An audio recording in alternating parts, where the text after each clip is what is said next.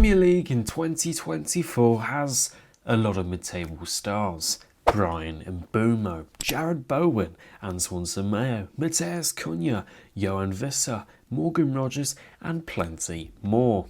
But you clicked on this video because, as you could probably tell by the title, the thumbnail, this one surrounds someone a little lower down the Premier League table, and that's Everton's box of tricks in Iliman Ndiaye. He scored a fantastic goal at the Etihad in a 1-1 draw, but his performances have been there all season long. He's been Everton's brightest spark and sometimes their only spark. So let's take a dive into briefly who he is, the type of player he is, what he's exactly good at, how he's being utilised by Sean Dyche, how he's being limited, and potential solutions if Everton want to maximise the best out of his attacking talents. Let's go. The 24-year-old made the journey up from non-league to the Championship, to European football, then to the Premier League when joining the Toffees for a fee surrounding the 16 million mark, and since then he's been one of the signings of the summer. Sheffield United picked him up in 2019 where he previously played at Boreham Wood and even at a Sunday League team to keep fit. After his loan spell at Aide United, he stepped up big time for the Blades in the Championship with 14 goals and 10 assists, while scoring and beating Tottenham Hotspur in the Cup that same season. He was a pivotal and instrumental piece to the puzzle at Bramall Lane, where he was adored massively. He was backed by the Sheffield United faithful. After promotion, he then joined boyhood club Marseille for 20 million, where he was at youth level too. He made 46 appearances in France, scoring 4 goals and contributing 3 assists. He had a hard time in France though. He didn't make the impact he set out to, which led him back to England in the summer of 24 in brand new colours, and this season he's definitely made that impact. The 5'11" tricky dribbler has impressed this season for his fine goals and 1v1 dribbling versus fullbacks. As a player himself, he operates on the left side of Everton's 4-5-1/4-2-3-1 shape they've used this season, and Ndiaye has been terrorising defenders. He's a type of player who can take the game into his own hands and carry the team in momentum, similar to Aston Villa's Morgan Rogers. Give him the ball and he'll glide past opponents. We'll talk of his dribbling soon, but his most surprising asset to his skill set that you don't typically find in a player like him is his work rate. It's outstanding. He's an engine. He covers a lot of ground for Sean Dyche and isn't shy of a tackle whatsoever. This allows Sean Dyche to deploy him deep out of possession, allowing Everton to transition into a bit of a back six against top teams, really limiting the space for teams to break down, essentially using Ndiaye as a fullback.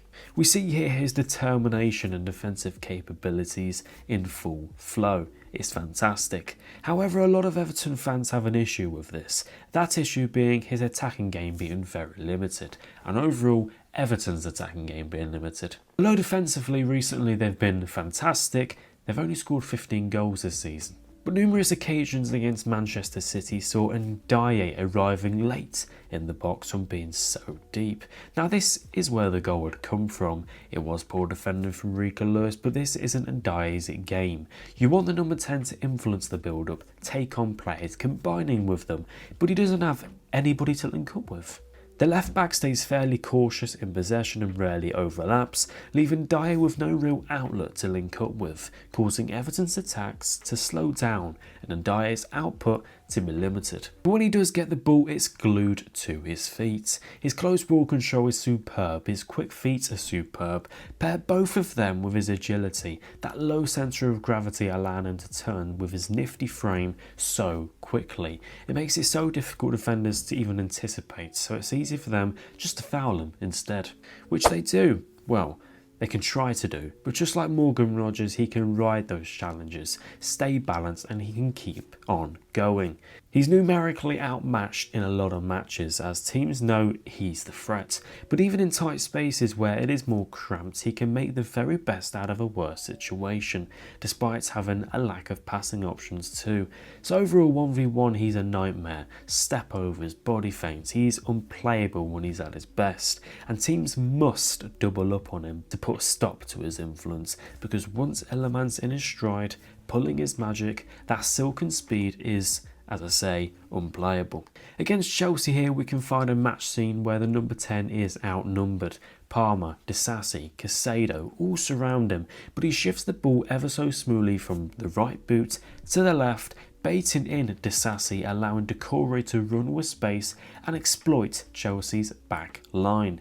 He does this so often where he can keep the ball that little bit longer, taking that opponent away from where he needs to be so the teammate has more space to operate with. Another part of the game sees him cruise with the ball 1v1 versus Disasi. He then intensely uses a body feint, fooling Disasi and lifting a wonderful pass to Harrison where he should do better. This looks simple, but the coolness and composure when he has the ball is like he hasn't got a worry in the world of losing it, playing with that ultimate level of confidence, an aura and an enjoyment. The goal against Manchester City sums his talent up pure and simple. The goal is all down to his composure with his first touch and opening of the body, and then followed through with instinct, technique and fast thinking. The finish is sublime and also horror defending from Lewis. And talking of Lewis, he's been an exposure point for teams facing Manchester City, because on the ball he's effective and very gifted, but off the ball he's very weak in defending. There were a few moments where Ndiaye eased past him, but ultimately we didn't get to see Ndiaye versus Lewis too much 1v1, because of how deep he was operating. He didn't have the chance. Now of course Dyche's defensive system should not be hugely questioned. His team have kept clean sheets versus Arsenal, Chelsea, Newcastle and a draw against Manchester City. But when Everton do get the chances on the break, Ndiaye is too busy trying to catch up to them. Harrison and Calvert-Lewin aren't effective at all, so if the Toffees want to score more than 15 goals this season, then Ndiaye needs to be higher up. Simple.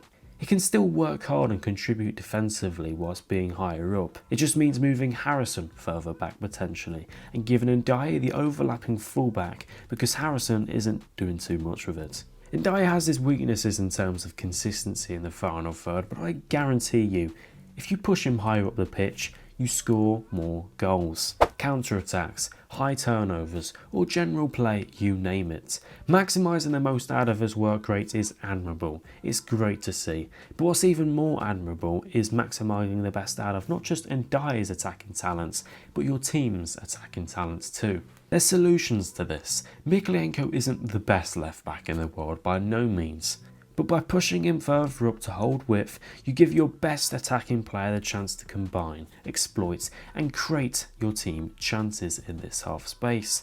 There's the potential to deploy a 4-4-2 or a 4-2-3-1 where Ndiaye is in his favoured central role, where he succeeded so brightly at Sheffield United. In summary, he's brilliant, he's skillful, intelligent, pure and a truly unique and distinct footballing profile that Everton are very lucky to have. He's having a good season, but there's the tools for Sean Dyche to do so much more with it.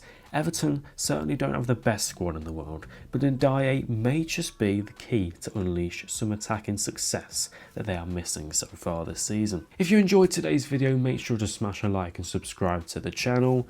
How good do you think Ndiaye is? Where do you think he ranks amongst those non-top 6 star players? Thank you for watching, and I'll see you guys next time.